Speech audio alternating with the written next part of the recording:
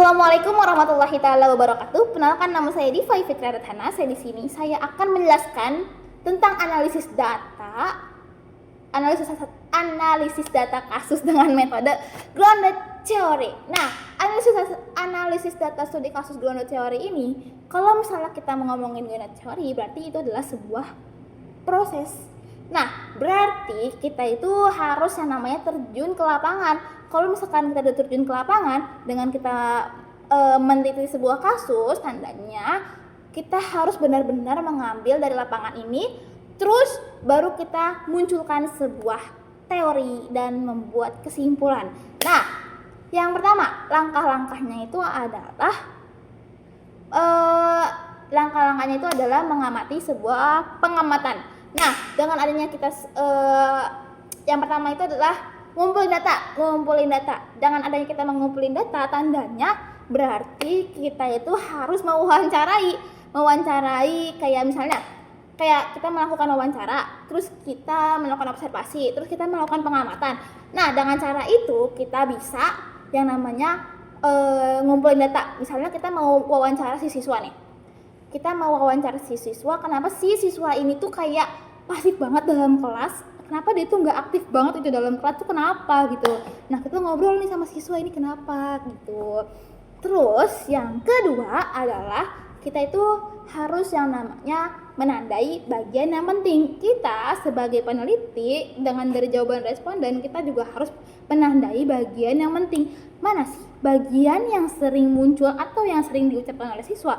Misalnya gini, kenapa sih siswa itu kayak jarang banget buat ngomong, atau kenapa sih dia tuh malu, kenapa sih dia tuh nggak aktif, kenapa sih dia tuh kayak pasif tuh, kenapa gitu. Kita harus sebagai responden menandai bagian yang penting itu. Contohnya kayak misalnya, oh ternyata dia tuh pasif atau nggak aktif tuh gara-gara dia itu ini malu-malu atau nggak pede atau takut salah gitu, makanya dia jadi atau nggak pasif atau nggak aktif gitu maksudnya. Terus yang ketiga adalah kita harus mengelompokkan bagian-bagian yang penting nih, agar juga si penelitinya juga nggak bingung. Nah, mengelompokkan bagian yang penting tandanya kita sebagai peneliti, biar kita nggak bingung juga nih, kita tuh harus cari dulu apa sih yang sering diomongin itu di saat kita nanya itu. Oh, ternyata yang kita tahu itu, yang misalkan kita tanya nih, kenapa sih kamu di kelas kok jarang aktif atau jarang buat ngobrol atau pasif banget tuh, kenapa?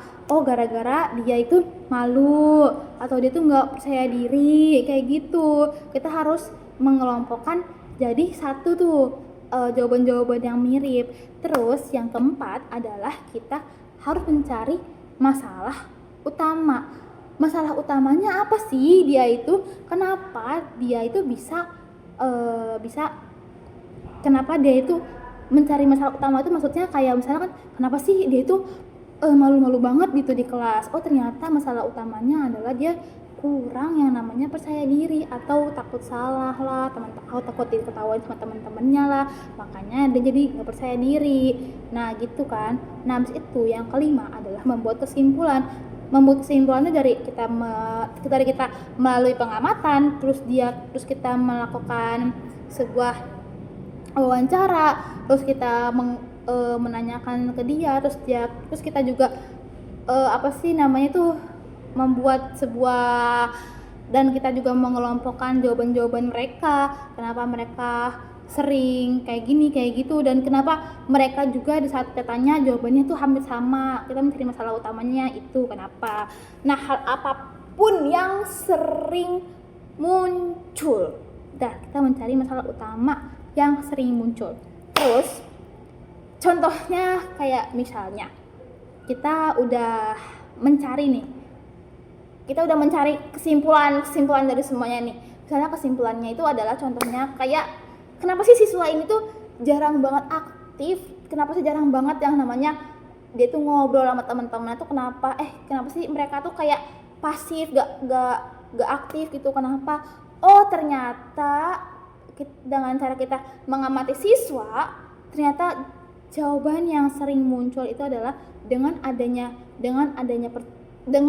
ketidakpercayaan diri, ternyata dia yang membuat dia itu menjadi pasif dan tidak aktif di dalam kelas.